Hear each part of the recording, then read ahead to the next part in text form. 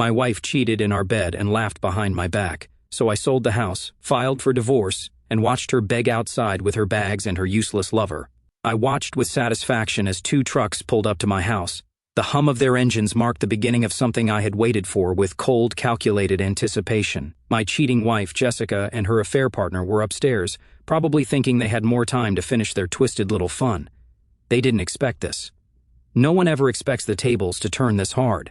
As the movers stepped out of the trucks and started walking toward the house, I lit a cigarette, leaning back on the porch railing, keeping my cool. The breeze carried the smell of fresh pine from the yard, but the scent did nothing to ease the storm brewing in my chest. If anything, it fueled the fire I'd been holding back for too long. I had known for months. It started with the little things, Jessica's constant texting, the way she suddenly became obsessed with her appearance, and the late nights out with the girls. But I wasn't a fool. I knew what a liar looks like when they're trying too hard to cover their tracks. I followed her once, saw her climb into some guy's car, laughing like she hadn't a care in the world. The pieces of the puzzle fell into place so fast it made my head spin. After that, I did my homework. I hired a private investigator. I had pictures, timestamps, even video clips of their little tryst. They weren't just fooling around, they were rubbing it in my face, treating me like some oblivious idiot. The movers reached the door just as the sheriff's car pulled up. I'd planned this all down to the minute. I flicked my cigarette to the ground, crushing it under my boot with a finality that mirrored how I felt. The door opened, and one of the movers gave me a quick nod. I nodded back, signaling them to go inside. Meanwhile, Jessica and her boy toy were probably still under the covers, thinking the world was on hold for their disgusting affair. The sound of footsteps downstairs wouldn't reach them until it was too late. I could only imagine their faces when the bedroom door would fly open.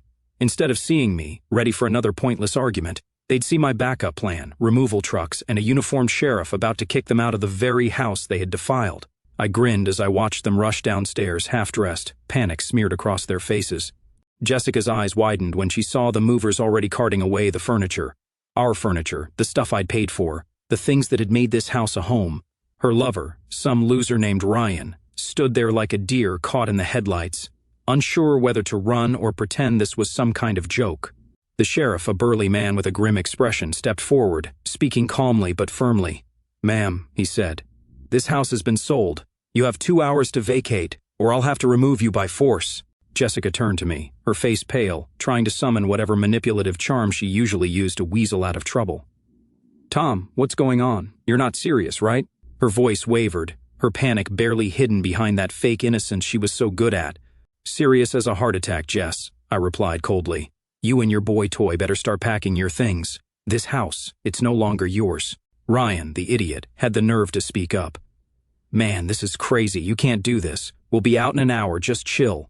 I stepped toward him, my gaze drilling into his. "You should be grateful I'm not doing more than this, Ryan. You've got an hour, maybe less if I feel like it." I could feel my pulse pounding in my ears, but I wasn't angry, not anymore. The anger had burned out, replaced by a kind of cold satisfaction. This was just the start of what they both deserved. For months I had been the fool, but not anymore. Now I was the one in control. Jessica stammered something, but I had already turned my back on them, walking toward my car. I had better things to do than stand there listening to her pathetic excuses. The sound of the movers loading up the truck was all I needed to hear. I didn't look back as I walked to my car. I could hear Jessica scrambling behind me, her footsteps loud on the hardwood floors we had once picked out together. Funny how little those things mattered now. Everything we had built, everything that was supposed to mean something, it all felt like a lie, like a bad joke, and I was the last one to get the punchline. Tom, wait!" Her voice had that shrill, desperate tone I'd heard before, usually when she was trying to talk her way out of trouble. She had no idea what kind of trouble she was really in this time. I stopped just before opening my car door, turning to face her. She stood there in the doorway, barefoot, wearing nothing but a robe she probably grabbed in a rush. Her hair was a mess, her face flushed. Definitely not the look of a woman who had just woken up from an innocent nap. Behind her, Ryan was lingering like a lost puppy, still shirtless, trying to figure out what the hell he was supposed to do. If I didn't hate him so much, I might have felt sorry for the guy. "Tom, please, we can talk about this. What's going on?" Jessica pleaded, taking a few steps toward me. "You can't just sell the house without telling me. This is our home." I laughed, a sharp, humorless sound that felt like it cut right through the tension in the air. "Our home?" I repeated, shaking my head. "Jess, this stopped being our home the minute you started bringing him into it. You made your bed, literally. And now you can lie in it, just not in my house." Her eyes widened, but it wasn't shock. No, Jessica was far too clever for that. She knew she had messed up, she just didn't think I'd ever find out, let alone do something about it. She always underestimated me, thinking I was too blind or too weak to stand up for myself. Well, today was the day she learned how wrong she was. Tom, I'm sorry, okay? It was a mistake. I was confused. I didn't know what I was doing, she trailed off, her voice dripping with fake sincerity. I knew this script. I'd seen her use it before when she wanted something, anything from me. But this time, I wasn't buying it. A mistake? I echoed, keeping my voice steady. Sleeping with some random guy for months isn't a mistake, Jess. It's a choice, and you made it over and over again. Ryan shifted uncomfortably behind her but didn't say a word. Smart move on his part. If he knew what was good for him, he'd stay out of it, but Jessica wasn't going to let him off that easy. She turned, looking at him with a mixture of frustration and desperation. Ryan, help me out here. Tell him it wasn't like that. Ryan, however, was not nearly as confident as he had probably been just an hour ago when everything was going his way. He glanced at me, then back at Jessica, clearly not wanting to get involved in this mess any more than he already was. Jess, maybe we should just go. I don't think... You don't think? Jessica snapped, cutting him off. Her true colors were showing now, the mask slipping as her anger flared. You've been all talk for months, and now you're just going to leave me here to deal with this? I leaned against my car, watching the scene unfold with a kind of detached amusement. If this wasn't my life falling apart in real time, it might have been entertaining. Jessica was unraveling, and it was clear that whatever fantasy she and Ryan had cooked up about their future was falling apart at the seams. Don't worry, Jess, I said, interrupting their spat. You won't be dealing with it for long. Like the sheriff said, you've got 2 hours to pack up and leave. You're out of time. Her face twisted with rage, and for a second, I thought she might actually try to hit me. But she didn't. Instead, she turned her anger back on Ryan, who was backing away like a guy who suddenly realized he was in over his head. You coward, she spat at him. You said you loved me, that we'd figure this out together. Ryan, looking more and more like a rat fleeing a sinking ship, mumbled something about not signing up for this and hurried out the door, leaving Jessica standing there, abandoned by the very man she had betrayed me for. It was almost poetic. I pushed myself off the car and walked back toward the house, stopping just inches from her. You know, I said, my voice low, I used to wonder if it was something I did, if maybe I wasn't enough for you, but now I see it wasn't about me, it was about you, Jess. You're just a selfish, lying person who can't stand not getting what she wants. Her face contorted, but she didn't deny it. She couldn't. I didn't wait for her to respond. I walked inside, past the movers who were almost done emptying out the place. This house, these memories, they didn't belong to her anymore. They were mine, and for the first time in months, I felt like I was finally taking them back. I walked inside, leaving Jessica standing in the doorway, probably trying to figure out how the hell her world had crumbled so fast. I could hear her shouting something behind me, but it was just noise at this point. I had moved past caring. The movers were efficient, just as I had instructed. They knew what they were doing, loading everything of mine into the trucks with swift precision. The things that mattered to me were packed away, while the rest of the furniture, the shared memories and all the stuff I didn't give a damn about anymore, stayed behind. They were part of the past, a past I was ready to burn down. As I moved through the now empty living room, I felt a strange sense of relief.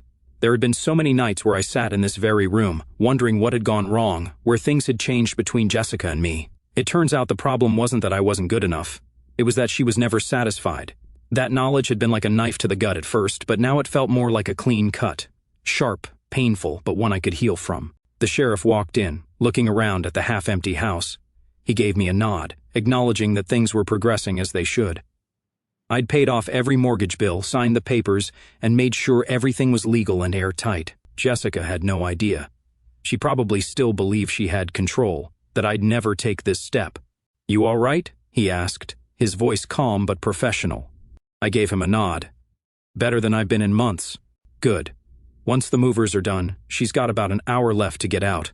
If she tries anything, just let me know. I didn't think she'd try anything dramatic, but with Jessica, you could never be too sure. She was a master of manipulation, twisting situations in her favor until they were unrecognizable. But today, no amount of lies or crocodile tears could save her. The sheriff walked back out to his car, leaving me alone with my thoughts again. I could hear Jessica yelling at the movers from outside, her voice rising and falling in the same pattern it always did when she didn't get what she wanted. First came the anger, then the pleading, then the victim routine. She was probably telling them how this was all a misunderstanding, how I was being irrational, hoping that maybe someone would take her side. But no one was going to save her this time. Not Ryan, who had vanished like a ghost, not the movers, who couldn't care less about her personal drama, and certainly not me. I made my way upstairs to what used to be our bedroom. It felt different now, stripped bare like a hollow shell of what it once was. The bed was gone, the closet doors swung open, empty hangers clinking together in the breeze from the window. This was where it had all happened, where Jessica and her lover had shared their stolen moments, thinking I would never find out. The rage that had been simmering just below the surface began to bubble up again, but I pushed it down. I didn't want to give her that power over me anymore. Instead, I walked over to the nightstand and pulled out the drawer. There, tucked under some old receipts and forgotten papers, was the little black notebook I had found months ago. The one where Jessica had carelessly written down dates and times, scribbling love notes to Ryan like a teenager. I hadn't been looking for it when I found it, but once I did, everything started to make sense. Flipping through the pages, I felt that familiar knot in my stomach. The things she had written, her thoughts, her feelings about him, about us, were like little needles stabbing into the last bits of my trust. She'd mocked me in her writing, calling me boring, predictable. She had called Ryan exciting, spontaneous, everything she thought she wanted in a man. I closed the notebook, tossing it into the trash. That was where it belonged, with all the other garbage she had brought into my life. I heard footsteps behind me and turned to see Jessica standing in the doorway, her face red with frustration. "You're really doing this, huh? You're just going to throw everything away like it meant nothing?" she asked, her voice shaking with a mix of anger and desperation. I took a deep breath, steadying myself before I spoke. "No, Jess, you threw everything away the moment you started sleeping with him. I'm just cleaning up the mess you left behind," she scoffed, folding her arms across her chest. "It wasn't just about that, Tom.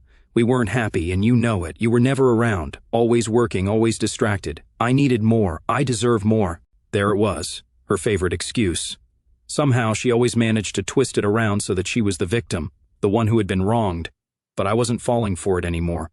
"Don't give me that, Jess. You could have talked to me, or we could have worked on things. But instead, you decided to screw around behind my back and treat me like a fool. So no, I'm not throwing anything away. I'm just done being your safety net." Her lips trembled as she tried to come up with another excuse, but the look in her eyes told me she knew it was over, really over. I wasn't playing her game anymore. "Tom, please," she whispered, her tone suddenly soft. "We can still fix this." "I'll make it right. I'll end things with Ryan and we can start over." I stared at her for a moment, wondering how many times she had said something like this to herself, convincing herself that she could have it all without any consequences. But I had made my decision. "No, Jess, there's no fixing this. We're done." Her face fell, and for the first time, I saw a flicker of real fear in her eyes. The reality of the situation was sinking in. She wasn't in control anymore. Without another word, I walked past her, leaving her standing in the empty room that used to be ours. The sound of the movers downstairs filled the silence, and I didn't look back. I headed downstairs, feeling the weight of the situation settle in. It wasn't just the end of a marriage, it was the end of a life I had invested everything in, believing it would last. As I reached the bottom of the stairs, I heard the movers finishing up. They were efficient, professional, packing the last of my things into the truck without so much as a glance in Jessica's direction. I stepped out onto the porch, needing the fresh air to clear my head. The house behind me felt like a tomb, holding only the ghosts of what we had once been. Jessica was still upstairs, probably sitting in that empty room, trying to figure out her next move. But for the first time, I didn't care what her next move was. She was no longer my problem. I pulled out my phone, checking the time. She had about 45 minutes left before the sheriff would enforce the eviction. She could stay there, stew in her own mess, or pack up whatever was left and walk out with whatever dignity she still thought she had. The movers finished loading the last box and gave me a nod before climbing into their trucks. I didn't need to give them any more instructions. They knew the drill. It had all been planned. I had taken my time with this, making sure everything was perfect. I watched with satisfaction as the trucks pulled away, heading toward the storage facility where my things would be kept until I figured out my next steps. As I lit another cigarette, I saw the sheriff approach, his expression still calm and businesslike. He didn't seem fazed by the drama, probably used to seeing this kind of thing more often than I could imagine. "You good?" he asked, stopping beside me. I took a drag of the cigarette and nodded. "Yeah, just waiting for the clock to run out." He glanced back at the house, then looked at me again. "She's not coming out without a fight, is she?" I shrugged. "She'll come out. She knows this is done. She just needs time to figure out what that means."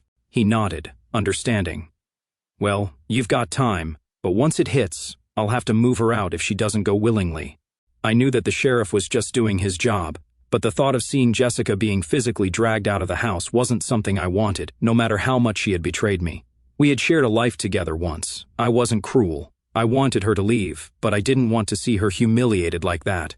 The minutes passed slowly as I stood there, watching the house, the cigarette burning down between my fingers. The memories of how things used to be flashed in my mind, our first day moving in, painting the walls, picking out furniture, and all the little moments that were supposed to build a future. But those moments didn't matter anymore. They were just a backdrop to a lie I hadn't seen coming. I heard the front door creak open, and Jessica finally emerged. She looked different now, defeated, broken, no longer the confident woman who had been so sure of herself just hours ago. Her suitcase dragged behind her, the wheels scraping against the pavement as she walked slowly toward me.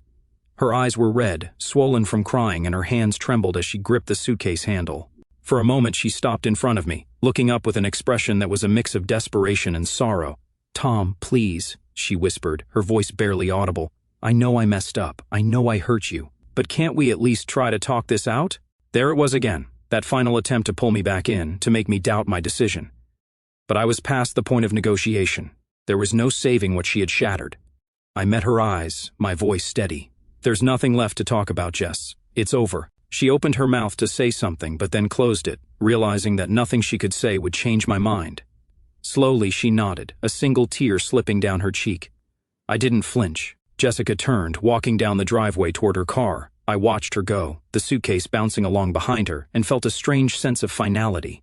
This was it, the last chapter of a story that should have ended a long time ago. As she climbed into her car, I couldn't help but feel that this moment had been inevitable. Her car started, the engine rumbling softly as she sat there for a few seconds, probably still processing the fact that her life had just changed forever. I could see her gripping the steering wheel tightly, her knuckles white.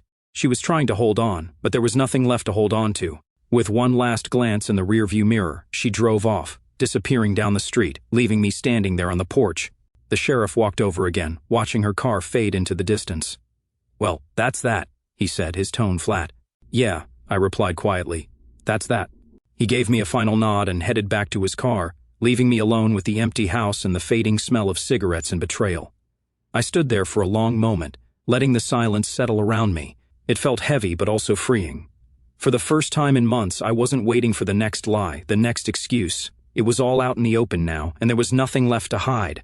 I walked back into the house, the echo of my footsteps filling the empty space. The movers had taken everything that mattered to me, and the rest, it wasn't my problem anymore. I moved through the house one last time, taking in the emptiness. With each step, I felt lighter, like I was shedding the weight of everything that had come before. When I reached the front door, I turned back one last time. The house, once filled with memories, now felt like a stranger's place, cold, distant, and unrecognizable. It wasn't mine anymore. I stepped outside, locking the door behind me, and walked toward my car. The future was uncertain, but for the first time in a long time, I didn't feel afraid. I felt free. The drive away from the house was surreal. For years, that place had been my anchor, my home. But now it felt like I was finally cutting the ties that had been holding me down, driving away from the wreckage of a life that wasn't mine anymore. As I drove, my mind played over the events of the past few hours, trying to make sense of how things had spiraled so quickly yet so perfectly. The satisfaction of watching Jessica leave with her tail between her legs lingered, but the deeper emotions began to settle in. The ones I'd been pushing down for so long: anger, hurt, confusion. It wasn't just about the betrayal anymore. It was about everything we had built that had been tossed aside like garbage. I glanced at my phone, tempted to call someone, anyone, just to get the weight off my chest. But I wasn't sure who to call. My family had always been skeptical of Jessica, but I had defended her. My friends had their own lives, and the last thing I wanted was to show up with this mess hanging over my head. In a way, I felt alone. Not physically, I had people I could lean on, but emotionally, it was like the foundation I had trusted for so long had crumbled beneath me, and I was just now realizing it. The road stretched out in front of me, and I found myself driving aimlessly, no destination in mind. The sun was setting, casting an orange glow over the horizon, and for the first time in a long time, I didn't feel the need to rush home or check in with anyone. There was no Jessica waiting for me, no excuses to swallow, no lies to decipher. Just me and the open road. Eventually, I pulled over at a park by the lake, one I used to go to as a kid. I hadn't been there in years, but the place still had that same quiet charm. I sat on a bench by the water, staring out at the ripples as the wind blew gently across the surface. It was peaceful here, a stark contrast to the chaos of the day. As I sat there, the memories came flooding back. I thought about how Jessica and I used to come to places like this when we first started dating. Back then, things were simple. We'd sit for hours talking about life, our dreams, the future. Everything seemed so clear, so full of potential. I was sure she was the one. I believed every word she said, trusted her with everything I had. But looking back now, I realized how blind I had been to the little lies, the excuses. They had started long before Ryan came into the picture. They had always been there, like cracks in the foundation, but I had chosen to ignore them. I had convinced myself that no relationship was perfect, that everyone had flaws. But I was wrong. This wasn't about imperfections. It was about betrayal, pure and simple. I pulled my phone out again, scrolling through the contacts. My thumb hovered over my best friend Nick's name. He had been there through everything, always the one to tell me to trust my gut. And my gut had screamed at me for months that something was off with Jessica. I had just been too scared to admit it. I hit call, and after a couple of rings, Nick answered. "Tom, hey man, what's up?" His voice was casual, like we hadn't spoken about this disaster in ages. I guess he had no idea what was going on. "Nick," I began, unsure how to even start. "I did it. I ended it. It's over." There was a pause on the other end, and then Nick let out a slow whistle. "You serious? What happened?" I filled him in, telling him everything. From the affair to the eviction to the moment I watched Jessica drive off for good. The more I talked, the more it felt real. Saying it out loud made the weight of it heavier but also clearer, like I was finally able to process what had happened. "Damn, man," Nick said when I finished. "I don't even know what to say. I knew things were bad, but I didn't think it'd get to this point. You holding up all right?" I leaned back on the bench, watching the sun dip lower over the lake. "I'm fine, I guess. I don't know. It's weird. I thought I'd feel more broken, you know? But honestly, I just feel relieved, like I've been carrying this load for so long, and now it's just gone." Nick was quiet for a moment, then he said, "That's because you already grieved this relationship a long time ago. You just didn't let yourself admit it until now. Trust me, I've seen it in you for months. You knew it was over. You just weren't ready to let it go." I thought about that. Maybe he was right. Maybe deep down I had already accepted that our marriage had been dying for a long time. I had just been too stubborn, or maybe too afraid, to end it. I wanted to believe that things could change, that Jessica would come around, that we'd find our way back to what we used to be. But that was a fantasy, and today I had finally shattered that illusion. "Yeah," I said after a while, "I think you're right. It's just strange, you know? I never thought it would end like this. Not with trucks, movers, and a sheriff watching her walk out of my life." Nick chuckled softly. "Hey, at least you got some closure. Some people never even get that." Closure. That word hit hard. I guess that's what this was, wasn't it? The final nail in the coffin of our marriage. And even though it hurt, even though it felt like a chapter of my life had been ripped out and thrown away, I knew it was the right thing to do. "You need anything?" Nick asked. "Want me to come by or grab a drink or something?" "Nah," I replied. "Not right now. I think I just need some time to figure things out." "All right, man. But if you change your mind, you know where to find me." I thanked him and hung up, pocketing my phone and leaning forward on the bench, my elbows resting on my knees. The lake was calm, the sky now turning shades of pink and purple as the sun set. I felt a strange kind of peace, like I was finally free from the weight I had been dragging around for so long. As I sat there, I thought about what came next. I hadn't figured that part out yet. Divorce was inevitable, but beyond that, I didn't know. But for the first time, I wasn't scared of the unknown. I wasn't scared of starting over. I was ready. The next few days passed in a blur. The silence in my temporary apartment felt deafening at first, but eventually, I started to get used to it. There was no more tension, no late-night arguments, no pretending everything was fine when it wasn't. It was just me, alone with my thoughts, and for the first time in a long while, that felt like a good thing. I had already set the divorce papers in motion. I wasn't dragging this out any longer than it had to be. Jessica could keep whatever scraps of our life she thought were worth saving, but I was done with all of it. I had moved my things into storage and was renting this place until I figured out my next steps. It wasn't much, just a small one-bedroom apartment downtown, but it was mine, and right now, that was all I needed. Nick came by one evening, bringing a six-pack and a pizza, trying to lighten the mood. He hadn't asked for details since our phone call at the lake, and I appreciated that. We didn't need to keep talking about Jessica or what had happened. It was enough that he knew. As we sat on the couch, Nick cracked open a beer and handed it to me. "You look better, man," he said, taking a sip of his own drink. "I mean, considering everything." "How's it been?" I shrugged, taking a long gulp of the cold beer. It's been weird. Quiet. I guess that's what I wanted, though. Nick nodded, setting his beer on the coffee table. Yeah, I get that. But still, this is a lot to go through. You talked to anyone else about it? Family? Anyone? I shook my head. Not yet. I'll get around to it eventually, but I just needed some time to process everything, you know? It's hard enough admitting this to myself. I'm not ready for the pity looks from my family or the "I told you so" speeches. Nick leaned back, stretching his legs out. I hear you. But you know your family's got your back, right? They'll support whatever you need. I nodded, knowing he was right. My mom would probably smother me with concern, and my dad, well, he'd offer that tough love that I didn't exactly need right now. But Nick was right.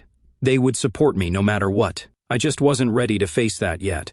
We spent the rest of the evening catching up on other things. Sports, work, anything but the disaster that had been my marriage. It was nice to talk about something else for a change, to not have every conversation circle back to Jessica and the mess she had made of our lives. For a few hours it felt like I was normal again, like this massive upheaval wasn't hanging over my head. But as the night wound down and Nick left, the quiet settled back in, and my thoughts started drifting back to everything that had happened. As much as I tried to distract myself, the reality of the situation still hit hard when I was alone. The apartment was small, the walls too bare, the air too still. This wasn't where I was supposed to be. I should have been at home, in my own bed, next to a wife who loved me. But that version of my life was gone. It had never existed in the first place. Jessica had seen to that. I found myself scrolling through my phone, half out of habit, half out of some stupid hope that maybe she'd text or call, say something to make this all make sense. But there was nothing, not a single message. She hadn't even bothered to reach out since the day she left the house. I guess that was just confirmation of what I already knew. She didn't care, not really. I tossed the phone aside and lay back on the couch, staring at the ceiling. My mind wandered back to that night, the night I found out. The memory of it still burned like acid, the raw disbelief I felt when I saw the texts, the pictures, the videos. She hadn't even tried to hide it. I had picked up her phone to order us dinner. She was in the shower, getting ready for another night out with the girls, and I had no reason to doubt her until the screen lit up with a message from Ryan, some cheesy, intimate message about their next time, with a heart emoji. My hands had shaken as I unlocked the phone and scrolled through the months of conversations, the photos, the blatant proof of their affair. I remembered sitting there on the edge of the bed, feeling the ground fall out from under me. My heart pounded, my mind racing through every conversation, every excuse, every late night she had spent working or with friends. The pieces had all fallen into place, and suddenly, the last few months of my life made sense in the worst possible way. When she came out of the bathroom, toweling off her hair, she had that smug smile on her face, the kind she wore when she thought she had everything under control. I couldn't even look at her. I just handed her the phone, opened to her messages with Ryan, and watched as her expression shifted from confidence to shock, then to panic. She had stumbled over her words, trying to explain, trying to minimize it, but there was no minimizing this. I had all the proof in my hands, and her lies couldn't save her this time. That was the moment I knew things were over. Even before the confrontation, before the movers, before the sheriff, I had made the decision right then and there. There was no coming back from what she had done. She had made her choice, and now I was making mine. I sat up on the couch, rubbing my face with both hands, trying to shake off the memory. It didn't hurt as much now, not in the way it had that first night, but the sting was still there. The betrayal still echoed in the back of my mind like a wound that hadn't fully healed yet. But I was getting there, slowly, day by day. I was piecing myself back together. It wasn't easy, but I was learning to let go of the anger, to accept what had happened and move forward. I wasn't the same person I had been before, and maybe that was a good thing. I grabbed my phone again, scrolling through my contacts until I found the number I needed. It was time to call my lawyer, time to finalize the papers and make this thing official. No more dragging it out, no more waiting. The day I met with my lawyer, the sky was overcast, a perfect reflection of my mood. I pulled up to the office, feeling the weight of everything pressing down on me. Walking into that building felt like stepping into the final round of a fight I never wanted to be part of, but there was no avoiding it. This was how it had to end. Karen, my lawyer, was a sharp, no-nonsense woman in her mid-40s who had seen more than her share of broken marriages. Her office was neat and efficient, just like her. As I sat across from her at her desk, she glanced up at me over her reading glasses, her expression neutral. "Tom, we're almost there," she said, flipping through the papers in front of her. "Just a few final signatures, and this will all be behind you." I nodded, feeling a strange sense of finality. I wasn't sad, not in the way people probably expect when you're ending a marriage. I wasn't mourning anymore. That phase had passed, burned out by anger and betrayal. Now, it was more like exhaustion, like I was just ready for this to be over. Karen slid the papers across the desk, pointing to where I needed to sign. Once this is filed, you're officially divorced. No going back. You sure about this? Her question wasn't accusatory, it was just her way of making sure I was ready for the consequences. I appreciated it, even though I knew my answer without hesitation. Yeah, I said, taking the pen and scrawling my name across the dotted line. I'm sure. She nodded, pulling the papers back and neatly stacking them. All right then. This will take a few days to process, but once it's done, you'll get a copy of the final decree. Everything's been sorted with the house and your assets, so you won't have to worry about Jessica trying to come after anything. Hearing her name felt like a punch to the gut, even now.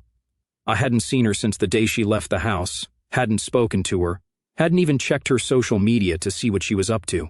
And that had been hard, as much as I hated to admit it. Part of me still wanted to know what she was doing, how she was handling things, but the other part of me, the part that was healing, knew that keeping tabs on her would only drag me back into that dark place I was trying to escape. Good, I said, trying to push thoughts of her aside. I just want this done. Karen smiled, but it was a sympathetic smile. She had seen this look before, the look of someone who had been through hell and back. I get it, and I know it probably doesn't feel like it now, but trust me, this is the best decision you could have made. You're better off without her.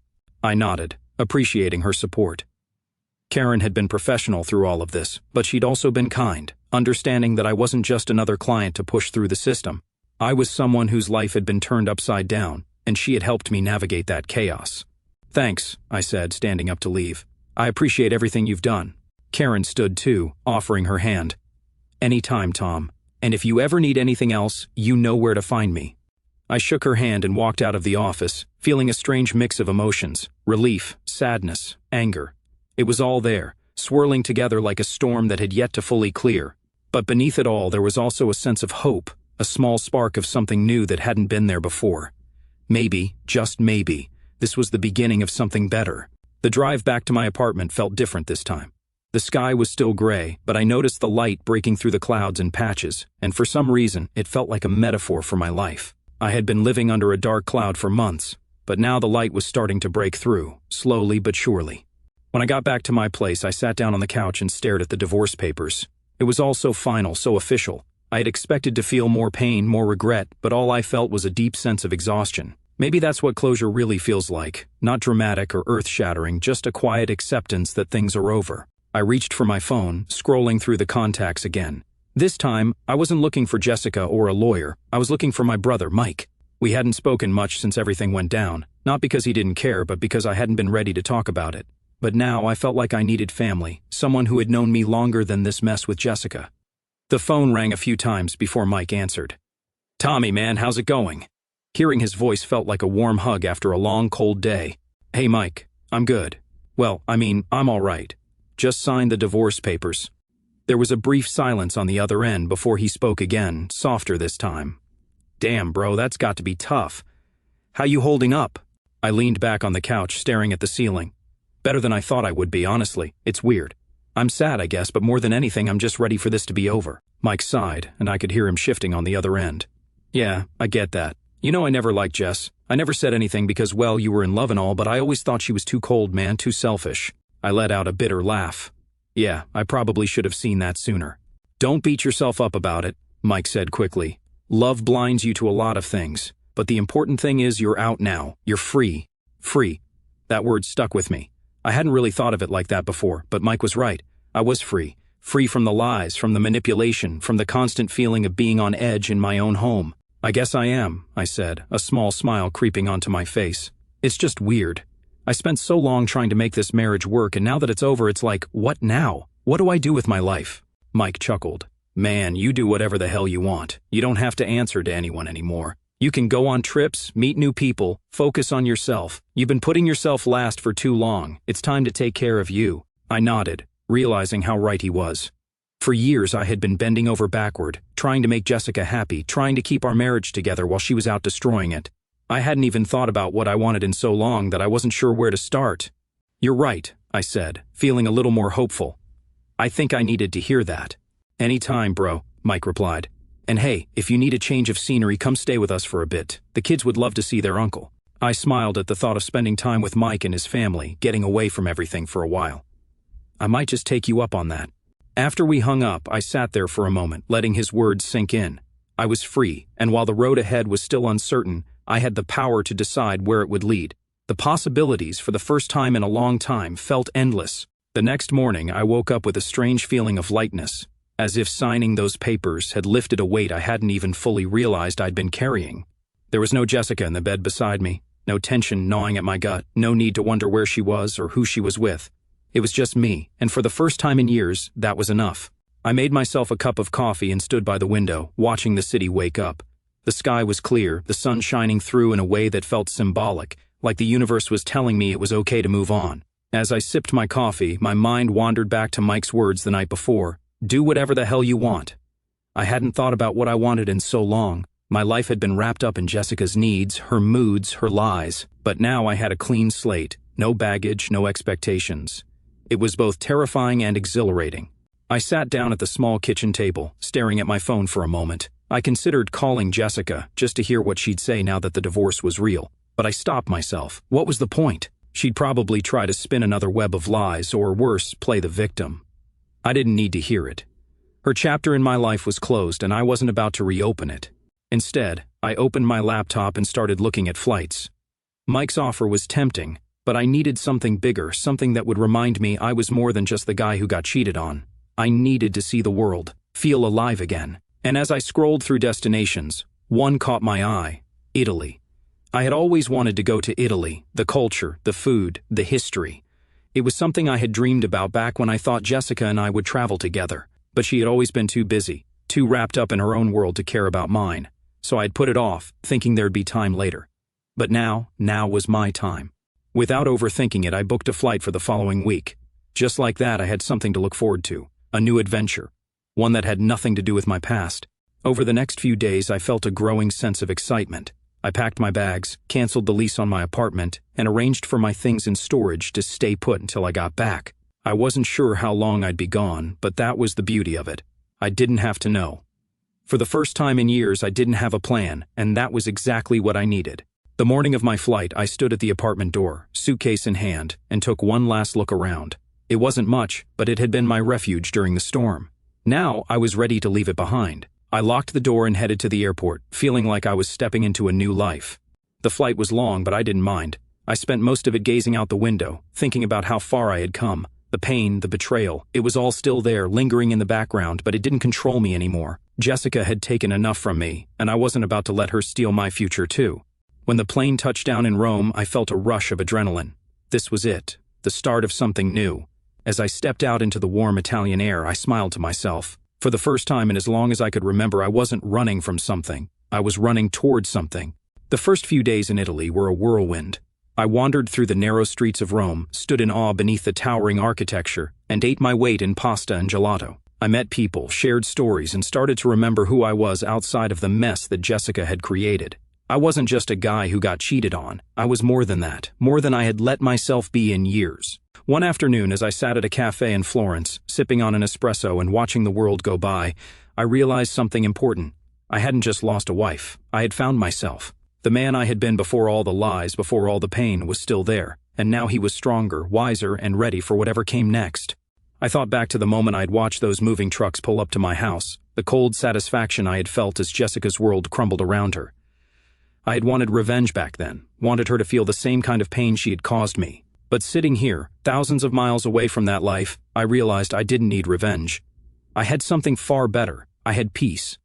As the sun began to set over the Tuscan hills, casting a warm golden light over the city, I raised my glass and toasted to myself, to freedom, to moving on, to finally letting go. I didn't know what the future held, but I knew one thing for sure: I was no longer defined by my past. Jessica's betrayal had broken me, but it had also rebuilt me into someone stronger, someone who knew his worth. And that was the greatest revenge of all. In that moment, I felt lighter than I had in years, like a weight I hadn't even noticed was finally lifted off my shoulders. I wasn't looking back anymore. My life, my real life, was just beginning, and for the first time, it was mine.